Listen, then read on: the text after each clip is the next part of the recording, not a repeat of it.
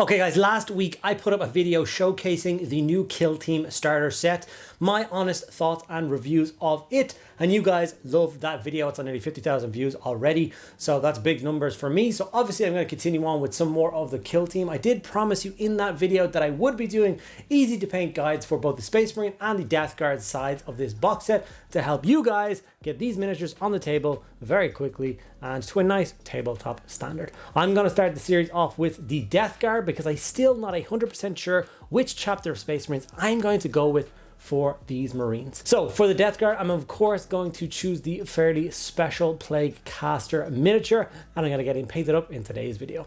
Before I get into the video, I just want to say a huge thank you to all of my active patrons and channel members. Without you guys, I honestly could not continue doing what I am doing. Patreon is in a tough place right now. Everyone who has it is kind of struggling along with it. So if you guys are interested in supporting the channel and helping us out, then check out the link down below, see if there's a tier that suits you, get yourself a nice few benefits, and of course get access to the private Discord server and an extra custom video every single week just for you guys. Okay guys, without further ado, let's dive in, get this awesome miniature painted. And of course we have the awesome Plaguecaster here. This guy was like hen's teeth. He was such a rare piece for so long, and now he's just widely available in the new starter set, and that just makes me so happy. Because I know many people who have been on the hunt for this thing and struggle, and if anyone was visiting Japan, it was like, oh, can you get me that guy? And it was a whole thing. I'm all for not limited models. I love collecting miniatures, and I hate the idea that people can't get things. It just drives me insane. So the model was sprayed using the Color Forge Black and then a Ghoul Grey sprayed over the top of that, like kind of like a heavy zenithal. And now we're going to move on to the base coat for the model.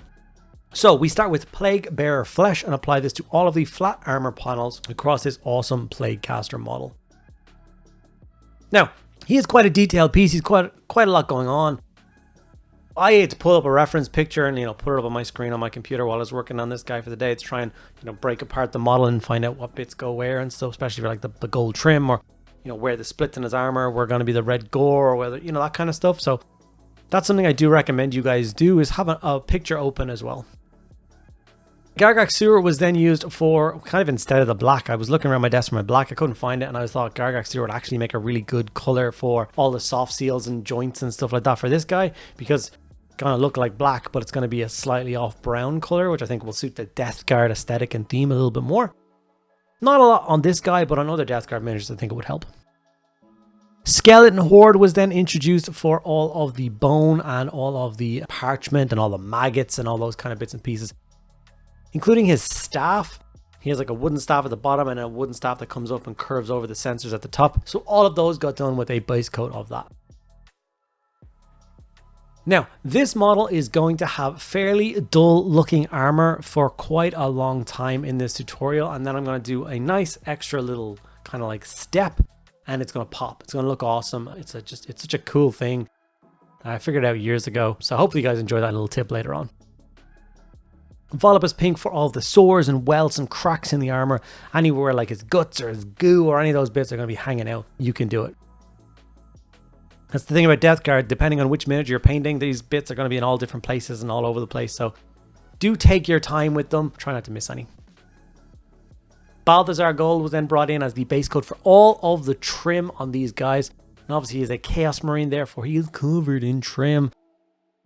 I'm not one that holds that against Chaos. I think it's super important for so many color schemes. I'm a Night Lord player at heart, and if we didn't have our trim, then the model would just be like a shadow with some lightning.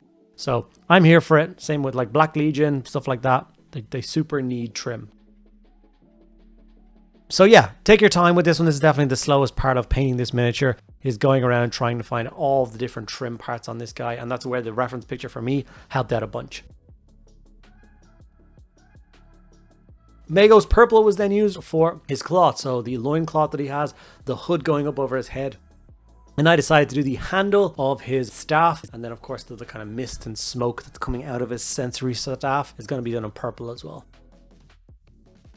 I was a little bit dubious about the purple smoke. I didn't want to, when you use a color that's usually prevalent with another Chaos God mixed in, it's going to look weird. Obviously all the sorceress elements of Death Guard tend to have that kind of purpley color mixed in. leave like a purple hue to their skin as well. So I decided to go for it with the smoke. I think on the images online, they were more of a blue tinge, but I do think the purple worked really well. So I am glad that I went for that and just kind of gave it a shot. Okay, the majority of the base coats are now in place. So what we're going to do now is we're going to Agrax Earthshade the entire piece. I added a touch of water in this just so it wasn't as heavy. Basically, just slightly thinned out Agrax Earthshade, and apply this to the entire miniature, top to bottom. And this is going to shade down the armor really nice, give us really deep, dark recesses for all the shadows, and then it's going to give us a beautiful platform to start layering up this awesome Death Guard Plaguecaster. Such an awesome sculpt. I mean, the other Plaguecaster that we have was the one that used to come in the starter set, and it was an awful miniature. I hate that model. I think that's one of the reasons that many people were so desperate to get their hands on this guy, is that their alternative that was easily accessible was, in my opinion, a horrible model. Okay, once the shade was fully dried, it was time to start the layering process, and for that I'm going to begin with the armor panels. So we're going to start with Death Guard Green, which is usually the traditional base coat for Death Guard, and we're going to feather this all across his armor. Nice kind of scratchy, streaky lines. We're not going for perfect, smooth, symmetrical armor. Like, that's not their jam, that's not their style. These are Death Guard. Their armor is supposed to be cracked and covered in horrible stuff and just not maintained and rusty, and it's just, yeah, it's you get that kind of style right and it's gonna look awesome. Now, I like going a little bit more bright, a little bit more toxic looking with my Death Guard, and I will achieve that with this style in just a few minutes when I show you that little technique. So you're just gonna go along, try and pick out all the different armor panels and get a nice coat of Death Guard green across that, and like segmented plates down the back of their legs, something that's so nice to highlight. He has an alternate head option as well, which still has the hood up, but there's a bunch of chainmail coming down covering his face. Pretty cool as well. After that, we're going to jump up to Nurgling Green and basically do exactly the same step again, just lighter. You can see my brush strokes are lighter. I'm being very careful not to leave as much paint behind with the Nurgling Green as I did with the Death Guard Green. And it's just going to make that armor pop a little bit more. Now, still super dull. Not the color that I love for Death Guard, and I'm going to show you how to push away from that. So, take your time, make sure you once again don't miss any of the armor panels, work around the wings that come down off of his backpack, and then make sure you do his backpack as well. Super important steps. So, we are currently at this stage, so we're going to highlight a few extra bits and pieces before I get on to that last step of the armor. So, Lead Belcher was then going to be used for highlighting all of the metallics. So on some other miniatures, Death Guard miniatures, there will be some silver in there. Like if this guy had the chainmail coming down from his helmet, that would get highlighted with this Lead Belcher. Or if he had a bolt gun in his hand, there's going to be a lot of bolt gun, it's going to be metal. This guy actually doesn't have any metallic silver on him anywhere, so unfortunately I don't get to highlight anything there. But all the gold is also highlighted with that same color, which is going to make it all pop. Like I said, we're using Lead Belcher because we want to keep it dark. We don't want to go into, you know, anything really bright, chainmail or anything like that. Just be too bright for the Death Guard style. Starting to come along now. Kind of starting to see the finish line of what this guy's going to look like.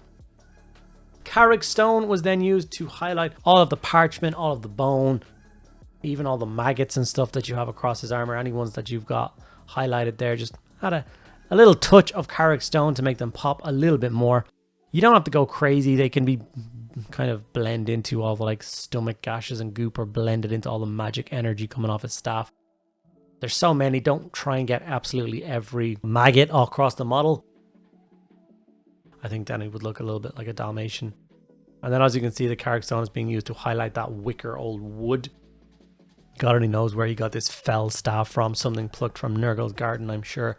So the tree itself, you want it to look quite sickly. And here is the Lamenter's yellow glaze that I'm going to use to make this armor pop. Now, unfortunately, Games Workshop doesn't actually do Lamenter's yellow glaze anymore. They don't do any of the glazes, I don't think. If they do, I'm not 100% sure. I need to actually double check that, because I think they did bring out a re-release of some of the glazes. If they did, whatever the Games Workshop yellow glaze is, if not, many other companies do yellow glazes that you can get your hands on and do it across the armor. It will not turn the armor yellow, it will just make the green look really toxic and make the model pop. It's such a quick step and it works a treat. It looks so cool. And I think it makes them look more like, I don't know, the Death Guard that I like to see. I'm not a big fan of the dull greens. I leave that for things like the Raptors. You can see the huge difference that it makes when I'm putting it across the wings on his back and down his legs. Had to go and pause there and actually go and have a look and see if there was a yellow glaze on the Games Workshop website. I can't see any. There might be substitute contrasts like Imperial Fist Yellow that may do the same job, but I wouldn't be 100% confident on just doing that off the bat. I'd have to do some research first. But like I said, many other companies do a yellow glaze, so maybe just get your hands on one of those, make it a little bit easier for yourself. So Nagaroth Knight was then brought in to highlight the purple, and this just kind of put down a slightly more solid base coat on the purple cloth. And then we're going to go in with the lilac color,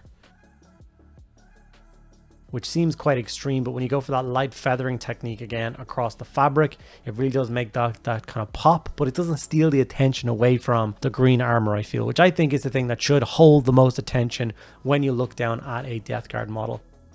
So I highlighted the cloth, the staff handle, the hood, and then I highlighted once again the misty energy coming across above his head with that same lilac color as well, just once again to make it pop. I will do one more step to that later on. Whilst I was painting this, like the model, I just kept finding different paints. I was like, oh, maybe that would look good on the staff, and maybe this will look good on the staff. So even I didn't have a solid idea of what I was going to do with that mist until as I kind of went through the painting process, and then it just kind of helped. Pink Horror was then used for highlighting up the stomach area again. It was a little bit too bright, so what I did do, obviously I would just have put this stage before the armor glaze stage, is I did do one coat of the pink here, you know, very tippy highlights. And like I said, with the purple, it drew a little bit too much attention away, unlike the purple that was subtle. So I threw a little bit of that yellow glaze over the top of it as well. And that did wonders for making it look awful and grimy and gross, but still awesome. So Cadian Flesh Tone was then used as the first coat on the face. So we're going to add one quick kind of stark extreme highlight, you know, the nose, tops of the cheeks, chin, jawbone, that kind of thing. And then from there, we're going to get some Druchii Violet. Now I did add a little bit of water to shade that down a little bit. Applied this over the skin. Once again, very quick step. And I also used this same purple shade over the energy across the top of the staff as well. And once again, that made the energy settle into a really nice tone. I really liked it. To me, it looks kind of like energy, and I was happy with that result. And when the purple shade was fully dried on the face, I could then go in with my Kislev Flesh and do the last little touch highlights. All I wanted was a little bit of that purple tone in the skin, which is what the shade did.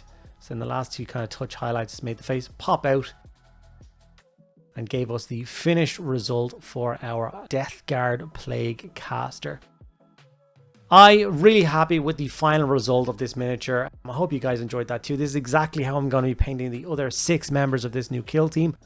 I'm still not 100% decided on how I'm going to paint the Space Marine kill team. If you guys have any suggestions, right now I'm thinking either Raptors or Raven Guard. So unless you guys come up with anything else that you would really like to see, then it might be one of those two. Leaning a little bit more towards Raven Guard as of today. I don't know why they've been in my head, but we shall see. Hopefully you liked this video. If you did, do the usual things, like, comment, make sure you subscribe, and don't forget to check out the Patreon and help support the channel growing. Okay guys, and here we have our finished Plaguecaster miniature. Like I said, to a nice, simple and effective tabletop standard that I think will look awesome in this board. So hopefully you guys enjoyed it. Hopefully you liked my nice little trick with the yellow glaze across the dull green armor to make it pop and give us a very nice kind of toxic green armor color, which I think suits Death Guard down to the ground. If you enjoyed this video, make sure to give it a like. Make sure you ask me any questions you have in the comments below. I'll get back to everybody. And make sure that you're subscribed to the channel. If you're not subscribed, what are you doing? Subscribe, hit subscribe, subscribe. Make sure to check out things like the Patreon and the channel membership down below. And remember that this time of year, I do open up my channel to commissions. So if you're looking to get anything painted by me, then please don't hesitate to reach out either on Instagram Messenger or via my email, all linked down below. Thank you guys so much for sticking around at the end of this video, guys. I'll see you in the next one.